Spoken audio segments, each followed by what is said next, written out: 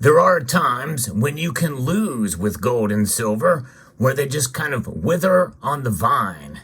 In this case, that vine is in the legislative process. We'll talk about the latest battle in the revolution for sound money in this video as we explore.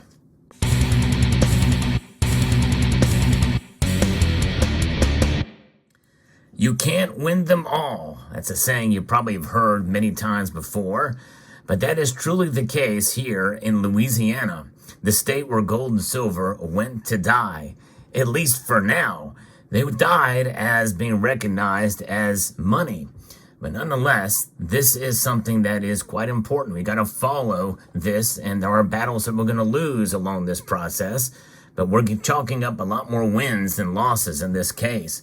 Because I believe I covered Louisiana recently, and they're recognizing gold and silver as being assets that can be bought without having to pay taxes on.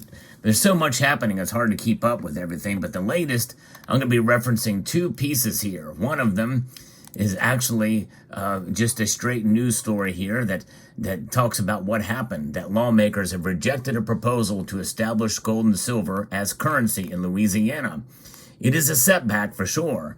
After more than 3 hours of debate, lawmakers on the House Commerce Committee rejected a bill that would have established gold and silver as currency in Louisiana, according to KRVS, which is a radio station, 88.7.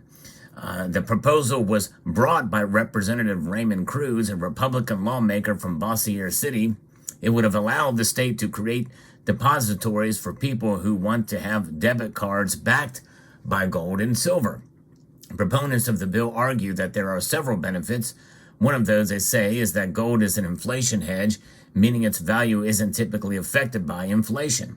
Although one lawmaker rejected that idea, citing several times in recent years when the value of gold has dropped. Of course, they did get it wrong there because the value and price are two different things. In other words, he's thinking about gold in terms of price in these dollars. And I think that's probably one reason why the bill failed, and even some Republicans voted against it, because they are thinking backwards. In reality, gold is the ultimate form of money. Its price fluctuates in the market, but that's the market price. The actual true value is the metal itself, such as the case that we see with central banks around the world accumulating it, no matter the price. That's the difference. Now, State Treasurer John Fleming supported the proposal, but bankers opposed it. Of course the bankers will oppose it, saying it would take away money that's normally deposited in banks. In other words, take away their power. Lawmakers ultimately voted 16-2 against the bill, an overwhelming vote against making gold and silver sound money or recognizing it as money in the state of Louisiana. This is a pretty straightforward piece and fairly nonpartisan. I want to bring you another piece from the Louisiana Illuminator. I don't know anything about Louisiana state or media in Louisiana, but this piece here obviously can pretty much be chalked up to a hate piece. Louisiana Treasurer's pandemic-rooted gold currency pitch blocked in bipartisan vote. So, in other words, they're saying that it was done out of a panic mode for the pandemic and the like. A pitch from ultra-conservatives, including Treasurer John Fleming, to allow gold and silver to be used as currency in Louisiana failed Monday in a bipartisan legislative committee vote.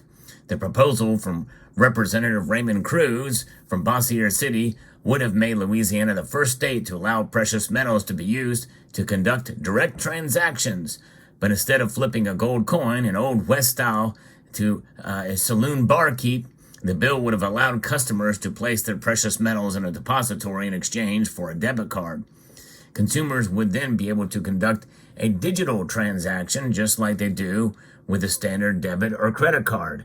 So they go into a little bit more depth here in this, but they're obviously kind of against the idea. So I think they kind of liken it to antiquated, even though they do make the reference there to this modern ability to describe it based off of a debit card. with gold and silver held in a depository. Essentially, and they made this other, slap in the face, comparing it to Western-style saloon barkeep. But Cruz' bill failed in a 16-2 vote from the House Committee Chairman, Representative Danny McCormick, and Dixon Mackin of Baton Rouge. Both were the only members to vote in favor, although Mackin peppered Fleming with a tough line of questioning about his fiscal claims. Louisiana Bankers Association opposed the legislation. Joe Gendron, the LBA's governmental affairs director, said Cruz' bill would have set up a state-sanctioned bank. Fleming disagreed, saying they intended to seek bids from vendors to operate the transactional card service, and customers' gold and silver would be stored out of the state for the time being. To explain how the proposal would work, the treasurer and Cruz referenced Glint, a London-based card issuer that accepts gold deposit.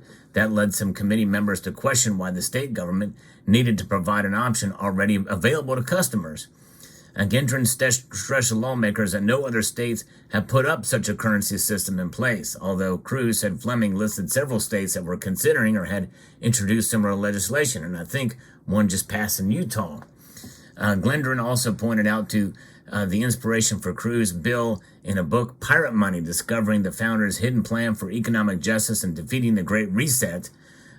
Before Gendron spoke to the committee, Cruz acknowledged he had read Freeman's book and said it supports the premise of the legislation. The Great Reset is based on a conspiracy theory that the global elite have used the pandemic to dismantle the U.S. economy and redistribute wealth to bring about radical social change. Freeman and like-minded conservatives seek a return to the gold standard with the end goal of replacing the Federal Reserve, the government central bank that sets monetary policy. It's a whole lot to write on one person's opinion in a book that came out less than a year ago, according to Gendron. Multiple committee members challenged beliefs from Cruz and Fleming's that consumers would not be adversely affected through capital gains taxes, similar to those of a property owner that has to pay when they make a substantial profit on a real estate deal. The treasurer and Cruz said capital gains might apply if the customer ultimately sold their gold or silver holdings, but not to individual transactions on moving of the commodity into a depository. And I think that's just it. Capital gains, how can you have capital gains on money? It's a ridiculous notion, but that is certainly what they're looking at. They're looking at it from a price perspective rather than value proposition. I mean, if the United States really does hold 8,133 tons of gold, what about the capital gains on that? Why isn't that applied to our anywhere with our national debt, or especially on the price that they set it at, a fixed price of $42.2222 per ounce? It's just crazy. But nonetheless, had this bill been approved, he and Fleming said customers would have placed their gold or silver in a Texas depository unit until sufficient interest justified a Louisiana-based facility. Lawmakers took issue with the likelihood a Texas institution would have collected transaction fees and other charges from Louisiana customers. Well, and the thing is, leave all that out of it. I think for private exchanges, you could do that without setting up a depository or a debit card system. Just allow people to use, gold coins, like what you see here, and silver coins, like you see here, or instead of this, or in conjunction with this, they could use this as money. What a novel idea. Just allow the ability for them to do it. Of course, people can make trades privately, but of course you got to understand, the taxation consequences thereof. But make sure that it's all reported fairly in order to collect those gains, or those taxes. And if the banks are against it and the politicians are against it, why? Because they want control and power. That's really the bottom line here. And so, but this is something where gold and silver went to die as being recognized as money, as actual currency in the state of Louisiana. But there's a lot more positive things happening with gold and silver in other states that I've covered here. It's ironic that a state like Louisiana, which is considered much more conservative than Wisconsin, and you had a Wisconsin governor sign a bill to take away taxes on gold and silver. However, this is admittedly a much greater step, as Louisiana has made moves recently, from what I understand, to eliminate taxes on gold and silver. So this is the next step. And why not have something that competes with the Federal Reserve? The Federal Reserve has done nothing but destroy the dollar, slowly at times, but now it's happening much quicker with the aid and assistance of the politicians in Washington, D.C., to the tune now of $1.2 trillion now. It just passed, signed into law. It's abhorrent what they're taking away from us, and all really beginning in grand scale during the pandemic with these stymie checks. And if you think money is free now, wait how expensive money will be when you make it free to people. It's insane. And that's what they do. Gold and silver, you can't print them out of your troubles. They exist in so much as to get you out of trouble and to maintain fiscal responsibility. That's exactly what they exist for. Many states are recognizing this and adopting them indeed as money. So I applaud those who fought for it and those two who voted in favor of it.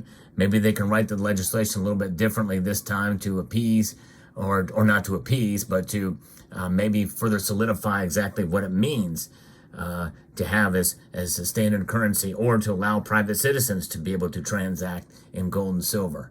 Let me know what your thoughts are in the comment section down below. Hope you found this video informative, insightful, and educational. I'd like to extend a multitude of gratitude to each and every one of you for taking the time to watch, and to encourage you to please rate, share, comment, and subscribe.